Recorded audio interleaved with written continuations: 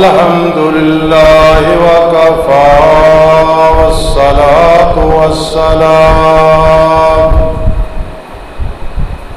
والصلاة والسلام على من لا نبي بعده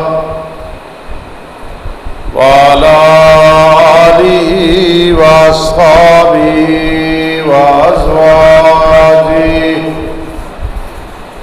وآل بيته وأحبائه أما بعد فأعوذ بالله من الشيطان الرجيم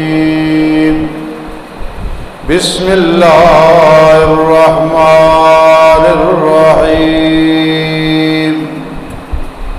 ويل لكل همزة لمزة الذي جمع مالا وعدده يحسب أن ماله أخلده كلا لينبذن في الحطمة وما أدراك ما الحطمة قال النبي صلى الله تعالى عليه وسلم الغيبة أشد من الزنا أو كما قال النبي صلى الله تعالى عليه وسلم وقال النبي صلى الله تعالى عليه وسلم شرار عباد الله المشاؤون بالنميمة والمفرقون بين الأحبة والباغون للبراء العيب أو كما قال النبي صلى الله تعالى عليه وسلم سبحان ربك رب العزة عما يصفون وسلام على المرسلين والحمد لله رب العالمين اللهم صل على محمد النبي الأمي بعدد من صلى من خلقك وصل على محمد كما ينبغي لنا أن نصلي عليه وصل على محمد كما ينبغي لنا أن نصلي عليه وأحسن منك لم تر قط عين وأكمل منك لم تلد النساء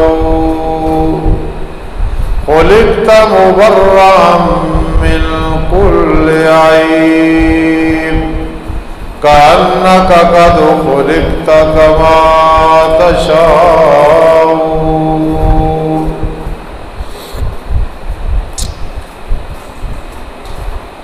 محترم سامعین کرام اور میرے عزیز طلبہ کرام اور طالبات اور دیگر سامعین،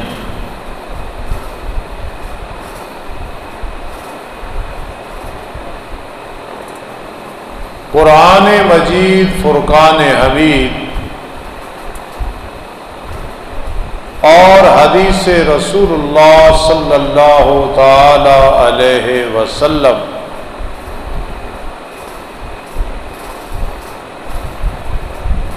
آدمی جب مطالعہ کرے تو یہ بات سمجھ آتی ہے کہ مسلمان کی زندگی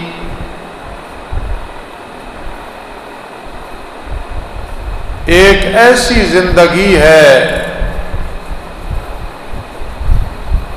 کہ پابند ہے، شتر بے مہار نہیں اور بغیر دین کے وہ زندگی نہیں گزار سکتا۔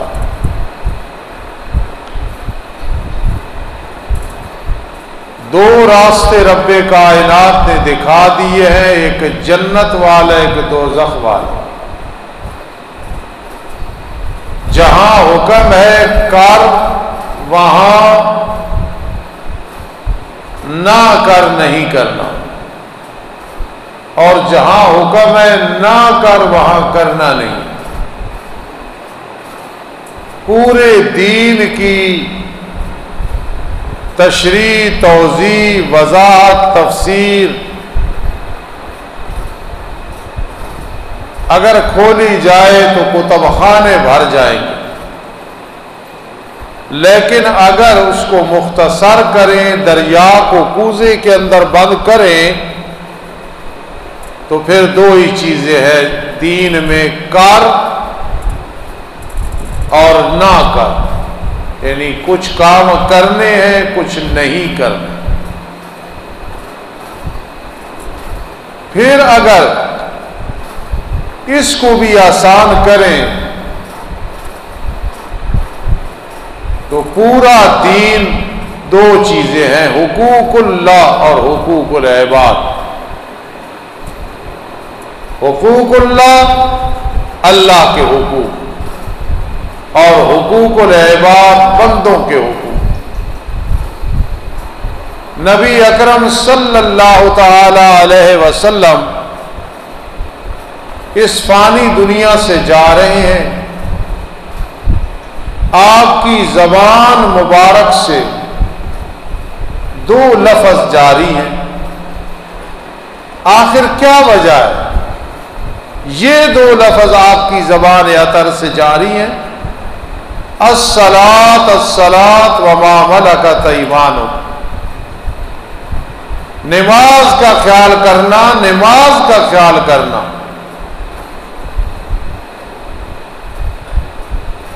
ایک آدمی مخلص ہو، زندگی میں وہ کوئی نصیحت یا وصیت کرے تو دوسرے بھی کہتے ہیں یار اس نے یہ بات تجھے کہی ہے تو کوئی وجہ ہے۔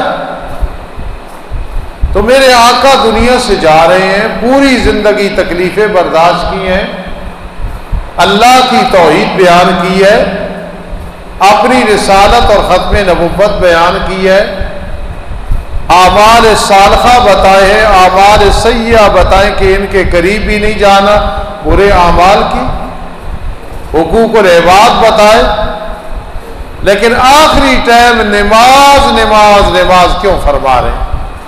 حقوق اللہ کی حید ہے، یہ آ گئی تو پورے حقوق اللہ آ گئے۔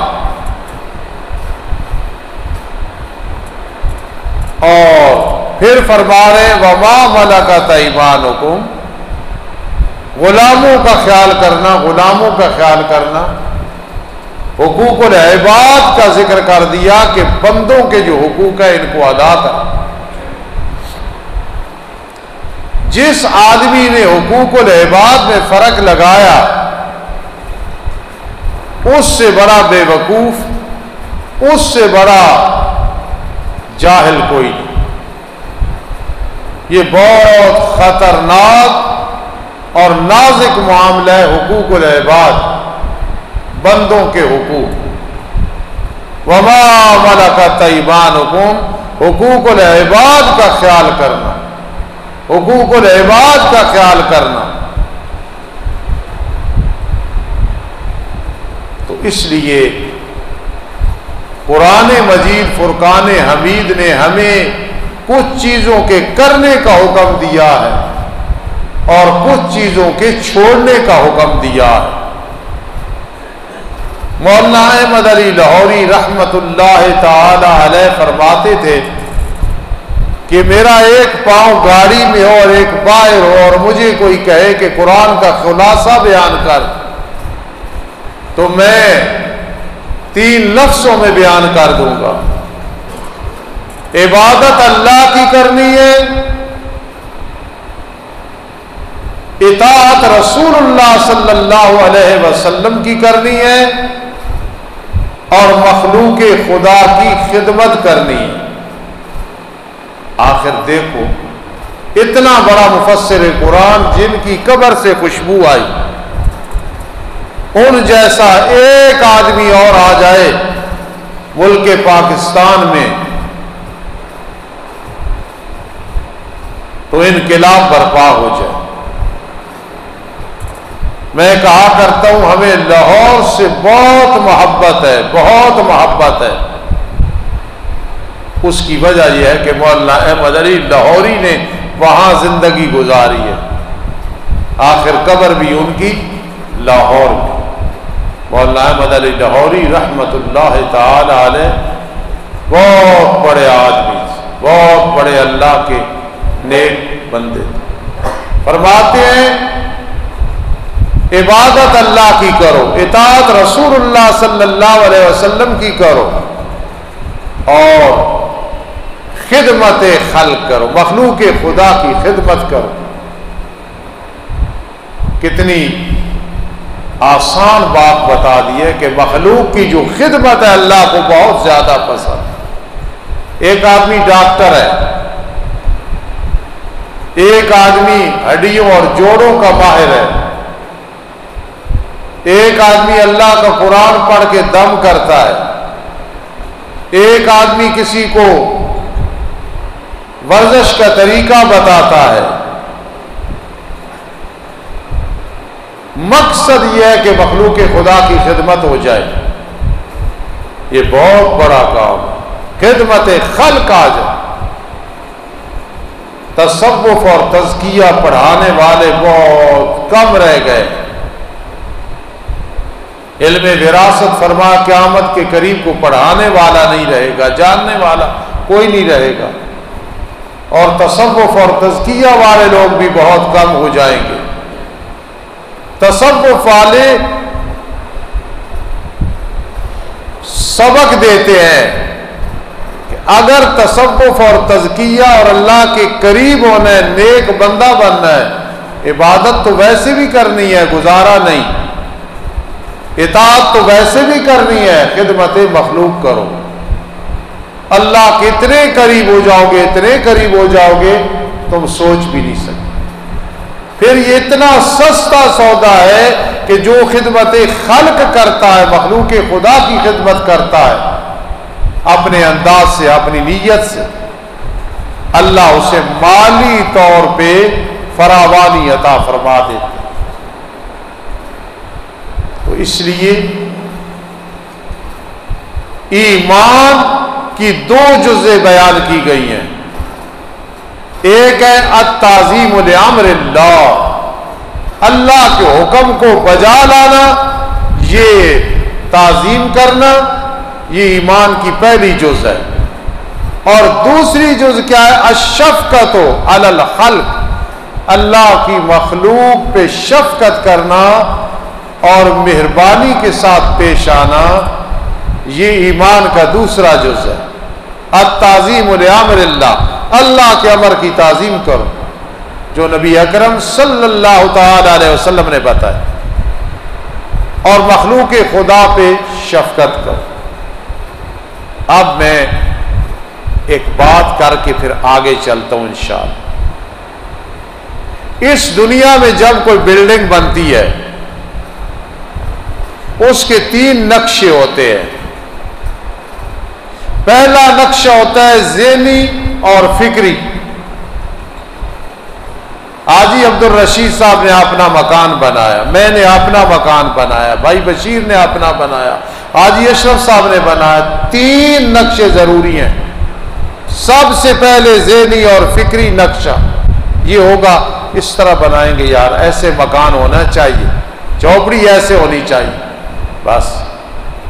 پھر ہوتا ہے تحریری اور کتابی نقشہ، تحریر میں آ جائے، لکھت میں آ جائے، سامنے آ جائے، یہ نقشہ ہے، یہاں بیٹھک ہے، یہاں فلاں چیز ہے، یہاں فلاں چیز ہے، یہاں سیڑھیاں ہے، یہاں دوسری منزل ہے، دو ہو گئے۔ اور تیسرا یہ نقشہ ہوتا ہے کہ پھر وہ خارج میں سامنے کوٹھی بن کے، مکان بن کے، چوپڑی بن کے سامنے آ جاتی ہے، بس۔ یہ تین نقشے ہیں، ذہنی فکری، پھر کتابی، پھر خارجی، اور جو کوٹھی نظر آئی ہے۔ سبحان اللہ، سبحان اللہ، اللہ اکبر۔ رب کائنات کے پیغمبر علیہ الصلوۃ والسلام نے فرمایا بنی الاسلام علی خمسۃ، سیاستہ کی کتاب میں موجود ہے، مشکوٰۃ شریف میں موجود۔ اسلام کی بنیاد تعمیر کی گئی ہے 5 بنیادوں پہ۔ سب سے پہلے کلمہ شہادت، پھر نماز، پھر زکوٰۃ، پھر حج، اور پھر اس کے بعد روزہ، کیونکہ حدیث پاک میں ایسی بھی ترتیب آئی ہے، حج کا ذکر پہلے اور روزے کا ذکر بعد، اور بعض اوقات حج کا ذکر ہی نہیں آیا اس وقت چونکہ حج فرض نہیں تھا۔ 5 چیزیں اسلام کی بنیاد اس پہ ہے۔ اب دیکھو، یہ اسلام ایک بلڈنگ ہے، ایک تعمیر ہے، اور میرے آقا نے اس کو خیمہ فرمایا۔ خیمہ کیا ہوتا ہے؟ جس میں آ جاؤ تو آدمی سردی گرمی سے بچ جاتا ہے۔ جنگل میں وہ محل ہوتا ہے، زلزلہ اللہ محفوظ رکھے، سیلاب اللہ محفوظ رکھے، اس میں لوگ اس کو جسے مل جائے تو ایک محل اور کوٹھی سمجھتے ہیں۔ آخر میرے آقا نے کیوں فرمایا کہ اسلام خیمہ ہے؟ اور اس کی بڑی جو چیز ہے درمیانہ ستون، وہ ہے لا الہ الا اللہ محمد الرسول اللہ، اور پھر 4 اس کے اور ستون ہیں۔ آخر کیوں فرمایا؟ اس لیے کہ جو اسلام کے اندر داخل ہوتا ہے نا، ادخلوا فی السلم کافہ، اسلام میں جب آ جاتا ہے تو محفوظ ہو جاتا ہے خیمے کے اندر۔ اب اتنا محفوظ ہے، زندہ رہ کے بھی اپنے آپ کو سمجھتا ہے اللہ کے پاس، اور مر کے ویسے اللہ کے پاس چلا جاتا ہے۔ زندگی بھی زندگی ہے اور موت بھی زندگی ہے۔ آخرت برزخ کے لحاظ سے وہ ایسا زندہ ہوتا ہے کہ مر کے بھی وہ زندہ ہے اللہ کے۔ لیکن اسلام والے خیمے اور تعمیر میں آتا ہے تو رب کائنات بہت بڑی ذات ہے، بہت حکمتوں والے ہیں۔ اللہ نے اس اسلام کا پہلا نقشہ ذہنی اور فکری بنایا۔ صرف اللہ رب العزت نے ارادہ کیا نبی آخر الزمان تک سارے نبی آئیں گے، آخر میں خاتم النبیین جن کے سر پہ ختم نبوت کا تاج ہوگا محمد الرسول اللہ صلی اللہ علیہ وسلم تشریف لائیں گے۔ صاحب کا جمعۃ المبارک پہ عطا الرحمان صاحب حفظہ اللہ بیان کر رہے تھے کہ دجال کو عیسیٰ علیہ السلام قتل کریں گے۔ ٹھیک بات، میں انہی کی بات کو تھوڑا سا بڑھاتا ہوں کہ جب بھی زندگی میں سنو کہ دجال کو عیسیٰ علیہ السلام قتل کریں گے تو کہنا یہ ختم نبوت کی دلیل ہے۔ اب میں سمجھاتا ہوں کیسے ختم نبوت کی دلیل ہے۔ دجال کو قتل کرنا اور عیسیٰ علیہ السلام نے قتل کرنا ہے، یہ ختم نبوت کی کیسے دلیل ہے کہ نبی آخر الزمان ہے؟ اللہ نے دجال کا قتل کرانا ہے نبی سے۔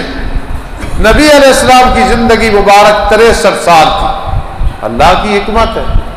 اب کرنا نبی نے ہے۔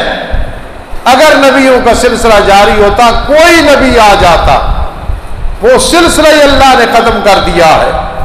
عیسیٰ علیہ السلام زندہ آسمان پہ اٹھائے گئے ہیں، جب آئیں گے تو نبی علیہ السلام کی امتی بن کے آئیں گے اور پھر آ کے دجال کو قتل کریں گے. تو آپ مجھے بتائیں یہ ختم نبوت کی دلیل ہے یا کہ نہیں ہے؟ قتل کرنا ہے نبی نے، نبوت ختم اور آ نہیں سکتا ہے نبی. پھر نبی علیہ السلام کا امتی عیسیٰ علیہ السلام جب آئیں گے نا، کتنی خوشی کی بات ہے. اس سے انسان کا دل باغ باغ ہو جاتا ہے. لا الہ الا اللہ عیسیٰ روح اللہ وہ نہیں پڑھیں گے، لا الہ الا اللہ محمد الرسول اللہ پڑھیں. ایک استاذ ہو، اس کے پاس آدمی نے پڑھا ہو اور اس استاذ کی شہرت ہو اور اپنے آپ سے کوئی اعلیٰ عالم ہو تو آدمی کیا کہتا ہے؟ بڑی خوشی ہے میرے استاذوں کا شاگرد ہے. سبحان اللہ. عثمان جگا دو یہ باہر بھیج کیا کہ میرے استاد کا شاگرد ہے. سبحان اللہ سبحان اللہ سبحان اللہ. ہمیں نبی علیہ الصلوۃ والسلام کے ساتھ اتنی محبت ہے، ہم یہ کہتے ہیں کہ یار فلاں بھی امتی، فلاں بھی امتی، فلاں بھی امتی، میں بھی امتی، میرے ماں باپ بھی امتی، سارے امتی، سارے امتی. اور یار تو دیکھ ایک پیغمبر بھی آپ کا امتی ہے. عیسیٰ علیہ السلام مبشرم برسول یاتی من بعد اسمہ احمد. بغیر باپ کے اللہ نے انہیں پیدا کیا، انہوں نے خوشخبری دی نبی علیہ الصلوۃ والسلام کی، اور وہ خوشخبری رب کو اتنی پسند آئی، اتنی پسند آئی، فرمایا پھر تو میرے نبی کا کلمہ پڑھ کے بتائے گا کہ آپ خاتم النبیین ہیں، ورنہ پیغمبر پڑھے زندگی میں لا الہ الا اللہ عیسیٰ روح اللہ، پھر پڑھے لا الہ الا اللہ محمد رسول اللہ.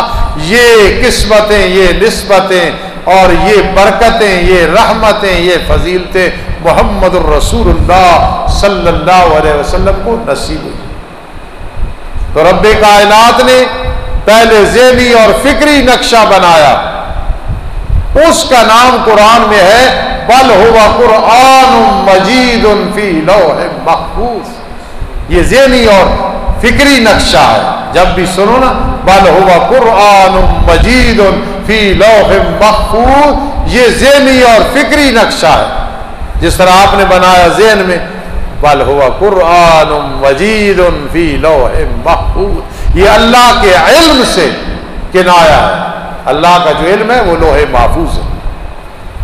پھر ہوتا ہے اب تحریر میں لے آؤ نقشہ پیش کرو. حاجی اشرف صاحب کتابی نقشہ، تحریری نقشہ، مسجد کیسے بنائیں گے، مدرسہ کیسے بنائیں گے، میرا گھر آپ کا گھر کیسے ہوگا. ٹھیک ہے، وہ اللہ نے نقشہ تحریری اور کتابی قرآن کی شکل میں نازل کیا ہے. یہ سارا نقشہ ہے. جس طرح کی ایک بلڈنگ بنانی ہو، دیکھو جی یہ نقشہ ہے. کمال نہیں کر دی انجینئر نے، کمال نہیں کر دی انجینئر نے. اللہ نے فرمایا پھر یہ قرآن نقشہ ہے سارا، تحریری اور کتابی نقشہ. پھر سامنے بلڈنگ نظر آنی چاہیے. اب وہ سامنے بلڈنگ کیا ہے؟ محمد الرسول اللہ والذین معه صدیق اکبر، اشداء علی الکفار عمر فاروق، رحماء بینہم حضرت عثمان، تراہم رکعا سجدا حضرت علی رضی اللہ تعالی عنہ، یبتغون فضلا من اللہ ورضوانا، عشرہ مبشرہ. یہ سارا نقشہ سامنے بن کے آ گیا. آج کئی کتے ان کی زبانیں 10-10 گز باہر نکلی ہوئی ہیں، اپنا نقصان کر رہے ہیں. اسلام، شریعت، صحابہ کرام کی رضی اللہ تعالیٰ عنہ پہ کوئی اس کا اثر نہیں ہے. وہ خود ذلیل اور رسوا ہو رہے ہیں اور ہوں گے. وہ تو عظیم لوگ تھے. پھر یہ نقشہ جب آیا خارج میں تو میرے آقا سامنے ہے نبی علیہ الصلوۃ والسلام، صحابہ کرام سامنے، صحابیات سامنے ہے. یہ سارا نقشہ ہے بلڈنگ کا. یہ مکہ المکرمہ سامنے ہے، یہ مدینہ منورہ سامنے، یہ ساری مسجدیں اور مدرسے، یہ ساری وہ نبی علیہ الصلوۃ والسلام کی بلڈنگ ہے، خارجی بلڈنگ ہے جس کا نقشہ قرآن مجید کے اندر موجود ہے. اور جس نے قرآن حدیث پہ عمل کیا اللہ کے احکام کو مانا، اطیع اللہ و اطیع الرسول، یہ ساری بلڈنگ ہے، اتنی بڑی بلڈنگ کہ جب قیامت برپا ہوگی تو یہی بلڈنگ انشاءاللہ سیدھی جنت میں پہنچا کے جنت کو سجا دیا جائے گا۔ اس لیے میں عرض کر رہا تھا کہ شریعت کے اندر ایمان کے ساتھ چلنا ہے، اور ایمان میں پہلی چیز ہے تعظیم لامر اللہ، پھر ہے الشفقۃ علی الخلق، مخلوق خدا پہ شفقت کرنا، بہت بڑی عبادت، اللہ کی مخلوق پہ شفقت کر۔ پھر آج کا والد اور والدہ اگر سمجھدار ہے نا، اور ہونا چاہیے ایسے، تو کیا ذہن ہوتا ہے، میری اولاد آپس میں صحیح رہے۔ یہاں ایک بزرگ بیٹھے ہیں، مجھے کئی دفعہ انہوں نے بات سنائی کہ میرا والد صاحب یہ کہتا تھا کہ دیکھو بیٹو یہ مٹھی ہے، یہاں ہی بیٹھے ہیں وہ بزرگ، مٹھی ہے، اب اس میں کیا ہے، ایک روپ بنا ہوا ہے، دشمن ڈرتا ہے کہ اس کے اندر کیا ہے، کھولی کچھ بھی نہیں ہے، جب تک بند ہے خالی ہے، روپ ہے۔ تو ماں باپ پسند کرتے ہیں میری اولاد آپس میں متفق ہو کے ایسے مٹھی بن کے رہے، ایسے عزت اور ان کا وقار ہو۔ کوئی ماں باپ جو سمجھدار ہے ان کی رات کی نیند حرام ہو جاتی ہے، دن کا سکون جب اولاد آپس میں جھگڑتی ہے اور لڑتی ہے اور ناراض ہوتی ہے۔ قرآن مجید نے کیا بیان کیا، وَقَضَىٰ رَبُّكَ أَلَّا تَعْبُدُوا إِلَّا إِيَّاهُ وَبِالْوَالِدَيْنِ إِحْسَانًا، اللہ نے فیصلہ کیا ہے عبادت صرف میری کرنی ہے۔ آگے اللہ نہیں فرما سکتے تھے جہاد کرو، فرما سکتے تھے زکوٰۃ دو، حج کرو، سچ بولو، امانت دیانت کا خیال رکھنا، نفل پڑھنا، تہجد پڑھنا، وَقَضَىٰ رَبُّكَ أَلَّا تَعْبُدُوا إِلَّا إِيَّاهُ، اپنی توحید کا ذکر کیا، عبادت کا ذکر کیا، فوراً ذکر کیا وَبِالْوَالِدَيْنِ إِحْسَانًا، والدین کے ساتھ حسن سلوک سے پیش آنا، بس سلوکی نہ کرنا۔ مفسرین کرام لکھتے ہیں جس طرح کے والدین پسند نہیں کرتے کہ ہماری اولاد کی سوسائٹی غلط ہو، غلط لوگوں کے ساتھ تعلق اور رشتہ ہو، والدین نہیں پسند کرتے۔ پھر نہیں پسند کرتے ہماری اولاد رقم ضائع کرے، دولت ضائع کرے۔ پھر نہیں پسند کرتے ہماری اولاد ہم سے دور ہو اور نشے میں لگ جائے، ہماری اولاد کسی اور کی بن جائے، نہیں پسند کرتے۔ اسی طرح اللہ بھی پسند نہیں کرتا ہے کہ میرے بندے کسی اور کے بنے۔ کون ماں باپ ہے جو سمجھدار کہ ایک بیٹے کو جلا دے، اس دولت کو جلا دے، مال کو جلا، کوئی نہیں پسند کرتا۔ فضول خرچی سے بھی روکتے ہیں کہ قرآن کہتا ہے لا تبذر ان المبذرین کانوا اخوان الشیاطین، فضول خرچی نہیں کرنی ہے، فضول خرچی کرنے والے شیطان کے بھائی ہوتے ہیں۔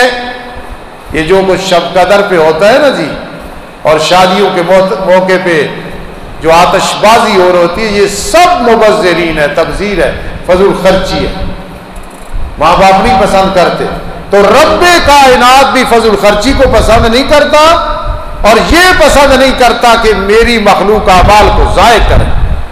نماز میں پڑھوں ضائع ہو جائے، اللہ کو کبھی پسند نہیں ہے، اللہ ناراض ہوتے ہیں، ماں باپ سے بھی زیادہ ناراض۔ زکوٰۃ میں دوں ضائع ہو جائے، قرآن میں پڑھاؤں نالائق اور پھر ثواب ضائع ہو جائے۔ جہاد آپ کریں، حج کریں، صدقہ و خیرات کریں، تسبیح پڑھیں، ثواب ضائع کر دیں، کبھی اللہ کو پسند نہیں ہے، اور اللہ پاک سخت ناراض ہوتے ہیں۔ اعمال کو ضائع نہ کرو۔ لا تکونوا کاللتی نقضت غزلها من بعد قوة انکاسا، مکۃ المکرمہ میں ایک عورت تھی، رات کے وقت سود کاٹتی تھی، سویٹر اور کپڑا بنتی تھی، صبح سے ادھیر دیتی تھی۔ فرمایا اس عورت کی طرح نہ ہونا، رات کو محنت کرو دن میں ضائع کر دو، دن میں محنت کرو رات کو ضائع کر دو، کبھی ایسے نہ کرنا۔ لا تکونوا کاللتی، اس عورت کی طرح نہ ہونا۔ اس لیے 3 ایسے کام ہیں جو رب کائنات نے سورہ ہمزہ میں بیان فرمائے ہیں کہ یہ 3 کام نہیں کرنے، اور اس بھی منع کیا۔ آج میں 3 بتانے لگا ہوں، تمہید باندھ کے آپ کو سمجھا کے ساری مثالیں دے کے سمجھانے لگوں، یہ 3 کام نہیں کرنے، ناراض نہیں ہونا۔ میں کئی دفعہ کہتا ہوں، کوئی محسوس بھی کرے تو اس کی مہربانی ہے، ناراض نہ ہو، اس کا اچھا گمان ہے میرے بارے۔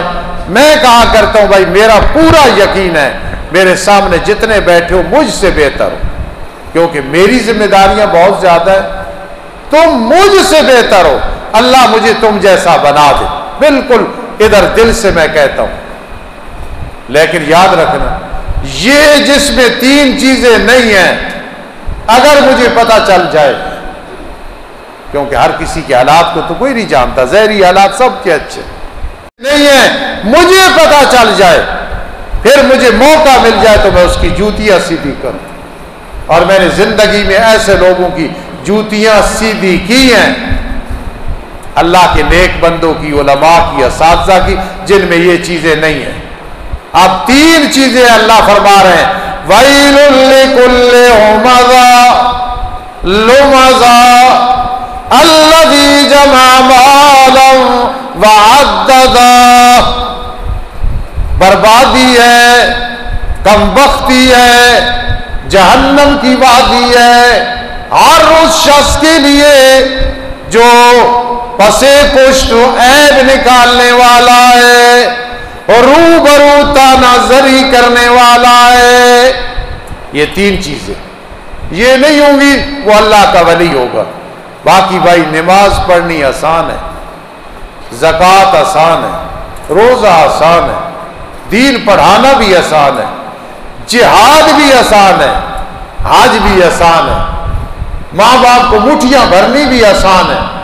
یہ 3 کام اللہ نے جو بیان کیے ہیں یہ مشکل ہے، لیکن جس کے لیے اللہ آسان کر دے، اللہ فرماتے ہیں میں نے وادی تیار کر رکھی ہے جہنم میں، اور کمبختی اور بدبختی ہے۔ اللہ فرما رہے ہیں پہلا کون ہے؟ وَيْلٌ لِّكُلِّ هُمَزَةٍ، غیبت کرنے والا۔ آج اگر بیان کرو تو لوگ کہتے ہیں مولویوں کو کیا کیسے کیسے مسئلے چھیڑتے، ہم نہیں چھیڑتے، قرآن مجید چھیڑتا ہے۔ آخر کیوں رب کائنات نے اتنا زور دیا ہے کہ غیبت کرنے والا مولوی نہ فتویٰ لگائے، بے شک کہہ دے، اللہ کہہ رہے ہیں ویلن ویلن ویلن۔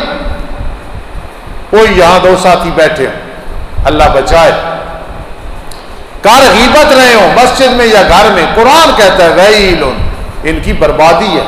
وہ معمولی لفظ ہے کسی کو کہنا بربادی، تباہ ہو جاؤ۔ رب فرما رہا ہے، پھر رب سے پوچھو، آخر غیبت بری چیز ہے نا، اتنی بری جو، اور غیبت کہتے کس کو ہے؟ کسی کی بعد میں بات کرنا، ایسی بات کے سامنے کرو تو وہ ناراض ہو، ایسا ہے اس کے اندر یہ چیز ہے، اس کے اندر یہ چیز ہے، اس کے اندر فلاں، سامنے السلام علیکم بزرگوں کیا حال ہے، میرے بیٹا کیا حال ہے، تو میرا بھتیجا ہے، تو میرا بیٹوں کی طرح۔ یہ جو غیبت ہے اعمال کو تباہ کر دیتی۔ لا یغتب بعضکم بعضا، اللہ پیار سے فرما رہے ہیں لا یغتب بعضکم بعضا، بعض تمہارا بعض کی غیبت نہ کرے۔ جس طرح پسند نہیں کرتے ہو کہ ایک بھائی مر جائے، اسے تو بے ادبی سے ہاتھ نہیں لگاتے ہو، غسل اور کفن کے وقت کتنا پیار ہوتا ہے، قبر میں رکھنا کتنا پیار ہوتا ہے، آنسوؤں کی بارسات میں آنسوؤں کی لڑیاں چل رہی ہیں، جھڑیاں چل رہی ہیں، آنسو داڑھی پہ پہنچ رہے ہیں، رو رہا ہے، بھائی کو تکلیف نہیں پہنچا رہا ہے، ادب کر رہا ہے، لیکن غیبت کا نقصان یہ ہے نامہ اعمال میں لکھا جاتا ہے مردہ بھائی کا گوشت کھایا اس نے۔ کہتے جی پوری زندگی زنا نہیں کیا، مبارک، چوری نہیں کی، مبارک، استاد جی میں نے زندگی میں کبھی ظلم نہیں کیا، مبارک، ٹھیک ہے، لیکن یہ بھی کوئی مجھے آ کے کہے نا استاد جی غیبت نہ کرتا ہوں نہ سنتا ہوں، ان السمع والبصر والفؤاد کل اولئک، فرمائے کان، آنکھ اور دل سب سے قیامت کے دن اللہ پوچھے گا۔ بڑے بڑے مجاہد لوگ ہیں، بڑے بڑے بہادر لوگ ہیں، خدا را کو ایسا بیٹا یا بوڑھا اللہ ہمیں دکھا دے اپنے مجمع میں، قسم اٹھا کے کہہ سکیں یہ غیبت نہیں کرتا، بلکہ یوں کہتے ہم جس مجلس میں بیٹھے، بات ذرا سخت ہے، قسم اٹھا سکتے ہیں کہ کوئی غیبت نہیں ہوئی، یہ بھی بڑی بات ہے کہ کسی مجلس میں غیبت نہ ہو۔ نبی علیہ السلام فرمایا تمہارے سامنے کسی کی برائی بیان ہو تم چپ کرا دو، بھائی نہیں وہ ہوگا بات کریں گے، فرمایا اتنا کردار ادا کرو تمہاری عزت میں اللہ اضافہ فرما دے، عزت میں اضافہ۔ تو معلوم ہوا اللہ کو کتنی پسند ہے ایک مومن کی عزت کا خیال کرنا، اس لیے غیبت ایک ایسی چیز ہے اعمال ضائع ہوتے۔ یقین کرنا اگر کوئی آپ کو کہے، میں کہہ رہا ہوں اپنے آپ کو بھی اور تمہیں بھی، کہ ہم اپنی نیکیاں کر کے جب کسی کے حوالے شام خالی ہاتھ جاتے ہیں نا، فرشتے بے وقوف کہتے ہیں سارا دن محنت کرو، شام کے وقت گھر میں کچھ بھی نہیں ہے، جا رہا ہو، بیگم پوچھے کیا لائے ہو، کچھ بھی نہیں لائے، کدھر کیا ہے، ضائع کر دیا ہے، آپ کو وہ بے وقوف بھی کہے گی، گھر سے بھی نکالے گی اور نوٹس بھی دے گی۔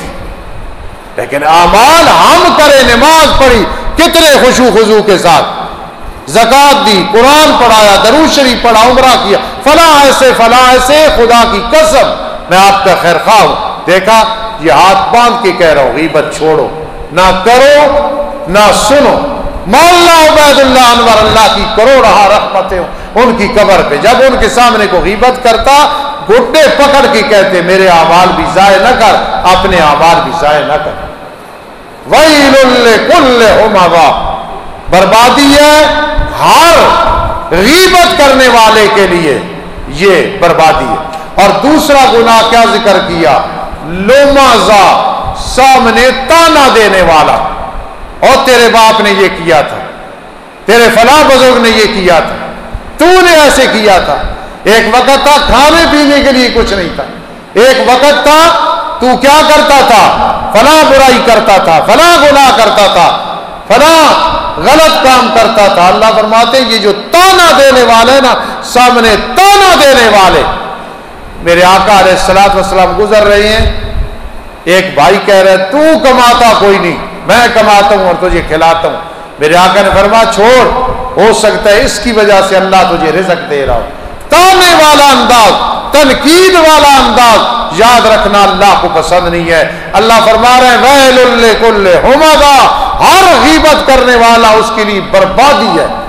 اور آگے فرما لمزہ، روبرو تانا زنی کرنے والا تو ہے۔ ہاں اصلاح کا انداز علیحدہ بٹھا کہ بھائی تیرے اندر یہ غلطی ہے، اپنی اصلاح کر، اپنی آخرت خراب نہ کر، کیوں برباد ہو رہا ہے؟ سامنے تانا دینا، اس کی عزت کو مجروح کرنا، یاد رکھنا اس کا کیا نقصان ہوگا۔ قرآن نے ویل کہا ہے، جہنم میں وہ وادی ہے، بربادی ہے، کم بختی ہے، بدقسمتی ہے۔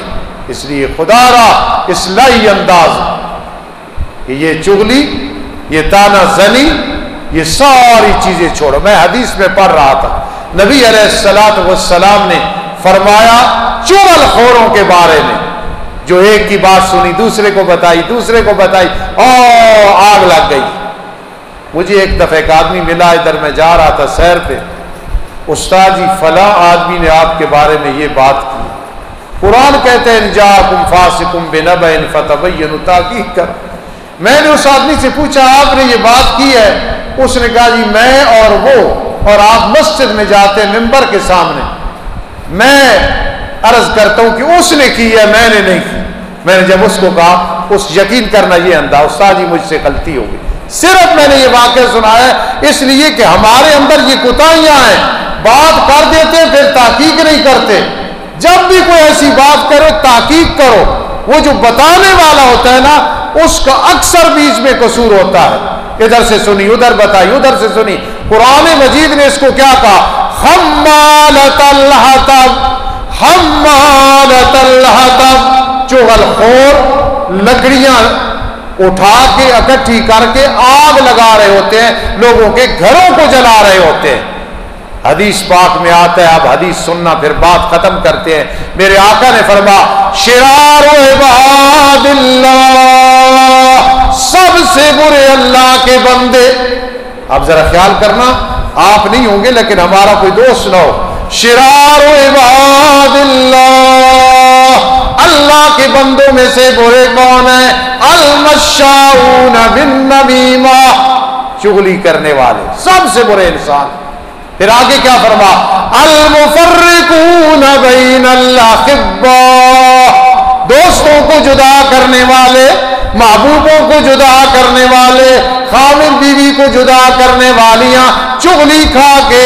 فرما المفرقون بین الاحباء، اور تیسری ان میں بری صفت یہ ہے الباغون للبراء اللعین، بڑے بڑے نیک لوگ، نیک بندیاں، نیک بندے جو اللہ کے ہاں ان کا بڑا مقام ہے، لیکن ان لعنتیوں کی مصروفیت یہ ہوتی ہے ان کے عیب تلاش کرتے ہیں، ان کے پیچھے پھرتے ہیں، جاسوسیاں کرتے ہیں، پھر لوگوں کو آپ بتاتے ہیں۔ فرما شرار عباد اللہ، اللہ کے سب سے برے بندے یہ ہیں۔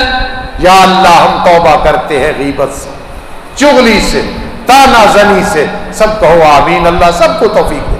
آخری بات سنو، الذی جمع مالا وعددا، فرما چغل خور ایسے ہو جاتا ہے، تانا دینے والا ایسے ہو جاتا ہے۔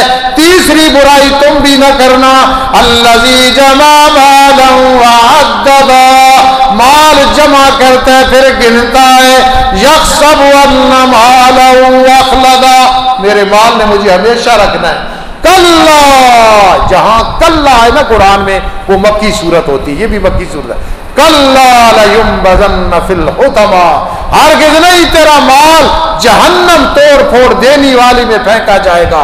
وما ادراک ما الحطمہ، اللہ جلال میں آئی ہوئی ہیں اس آیت پہ، وما ادراک ما الحطمہ۔ اور غیبت کی سزا سنی، چغلی کی سنی، تانا زنی کی سنی، مال اکٹھا کیا، زکات و شر دیا، سن لیا، پھر اللہ نے جلال میں آ کر وما ادراک ما الحطمہ، تجھے کیا پتا ہے کہ حطمہ کیا ہے؟ یہ تحویل ہے علم معانی، ما الحطمہ، تجھے کیا پتا ہے حطمہ کیا ہے؟ نار اللہ الموقدہ، اللہ کی آگ ہے جو سلگائی جائے گی، دل تک پہنچ جائے گی۔ دنیا کی آگ دل تک نہیں پہنچتی، آدمی پہلے مر جاتا ہے۔ جہنم میں نہ مرنا ہے پھر نہ کوئی سکون سے رہنا ہے، التی تطلع علی الافئدہ، دل تک پہنچ جائے گی۔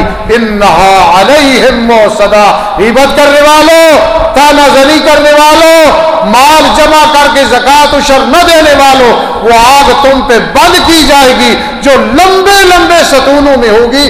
وما ہم بخارجین من النار، پھر جہنم سے تم نکل نہیں سکو گے۔ اس لیے یہ جو تین کام بڑے درد دل سے میں نے آپ کو سنائے ہیں، خدا را روکو، چھوڑ دو غیبت، چھوڑ دو چغلی، تانا زنی، مال جمع کرنا اور اس میں زکات عشر نہ دینا، اللہ کے راستے میں نہ دینا۔ اللہ عمل کی توفیق نصیب فرمائے۔